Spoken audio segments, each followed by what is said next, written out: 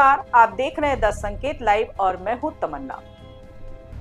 आज की इस रिपोर्ट में हम बात करेंगे एक ऐसे मामले की जिसने कभी पूरे देश को झकझोर कर रख दिया था और अब 12 साल बाद इस पर अदालत का फैसला सामने आया है दोस्तों। जी हाँ, हम बात कर रहे हैं छत्तीसगढ़ के बिलासपुर जिले में साल 2014 में हुए बहुचर्चित नसबंदी त्रासदी मामले की, जिसमें कई महिलाओं की दर्दनाक मौत हो गई थी। और अब इस मामले में अदालत ने सर्जन डॉक्टर को दोषी ठहराते हुए सजा सुनाई है दोस्तों। इस फैसले ने एक बार फिर उस दर्दनाक घटना की याद ताजा कर दी है और साथ ही हमारे स्वास्थ्य सिस्टम पर कई गंभीर सवाल भी खड़े कर दिए हैं।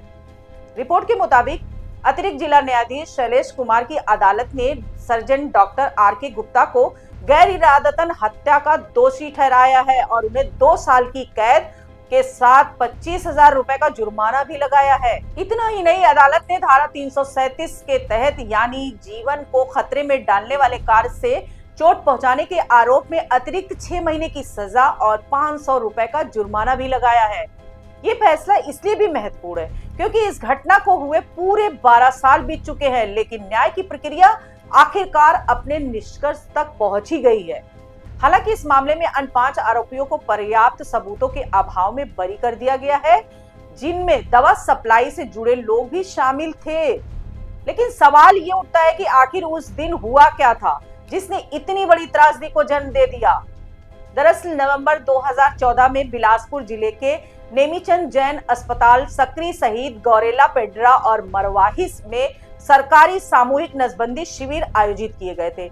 इन शिविरों का उद्देश्य था जनसंख्या नियंत्रण के लक्ष्य को हासिल करना, लेकिन यही लक्ष्य उस दिन कई महिलाओं के लिए जानलेवा साबित हुआ दोस्तों। सरकारी आंकड़ों के अनुसार एक ही दिन में कुल 137 नसबंदी ऑपरेशन किए गए, जो किसी भी मानक के हिसाब से बेहद ज्यादा संख्या है। और ऑपरेशन के तुरंत बाद ही कई महिलाओं ने उल्टी, पेट दर्द और सांस लेने में तकलीफ जैसी शिकायतें शुरू कर दी। हालात इतने बिगड़ गए कि 100 से ज्यादा महिलाओं को गंभीर स्थिति में सिम्स यानी छत्तीसगढ़ आयुर्विज्ञान संस्थान जिला अस्पताल और निजी अस्पतालों में भर्ती कराना पड़ा। लेकिन तमाम कोशिशों के बावजूद 15 महिलाओं की जान नहीं बचाई जा सकी। ये सिर्फ एक आंकड़ा नहीं था, बल्कि 15 परिवारों की दुनिया उजड़ गई थी। इस घटना ने पूरे देश में भारी आक्रोश देखने को मिला। लोगों ने सवाल उठाए कि क्या सरकारी लक्ष्य को पूरा करने के लिए महिलाओं की जिंदगी से खिलवाड़ किया जा रहा है?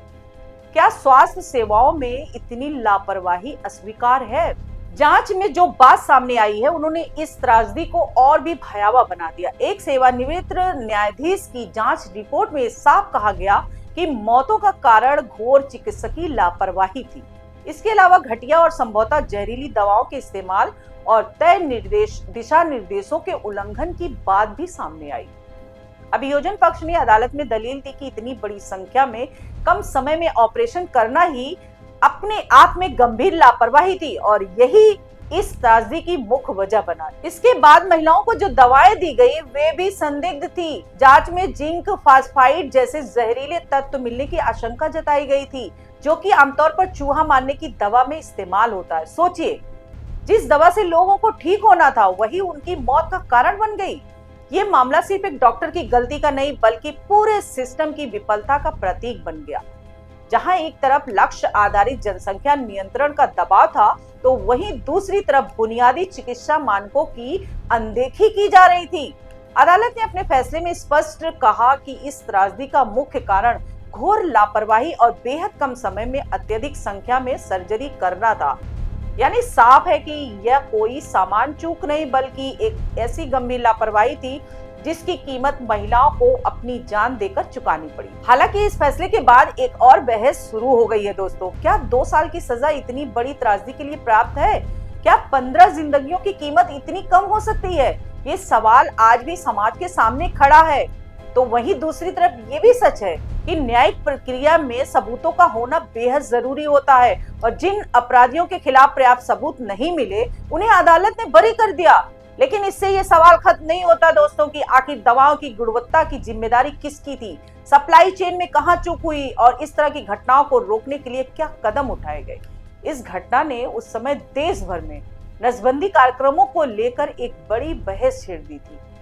विशेषज्ञों ने कहा था कि जब तक स्वास्थ्य सेवाओं की गुणवत्ता सुनिश्चित नहीं की जाती, तब तक इस तरह के लक्ष्य आधारित अभियान खतरनाक साबित हो सकते हैं।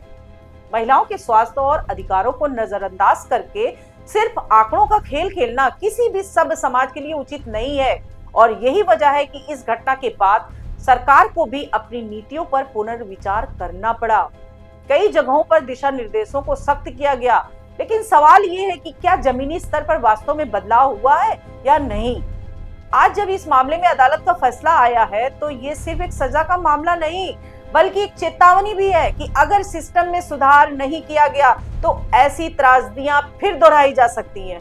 ये फैसला उन परिवारों के लिए भी महत्वपूर्ण है जिन्होंने अपने अपनों को खोया था। हालांकि शायद उनके दर्द की भरपाई कभी नहीं हो सकती, लेकिन न्याय की एक उम्मीद जरूर बनी है।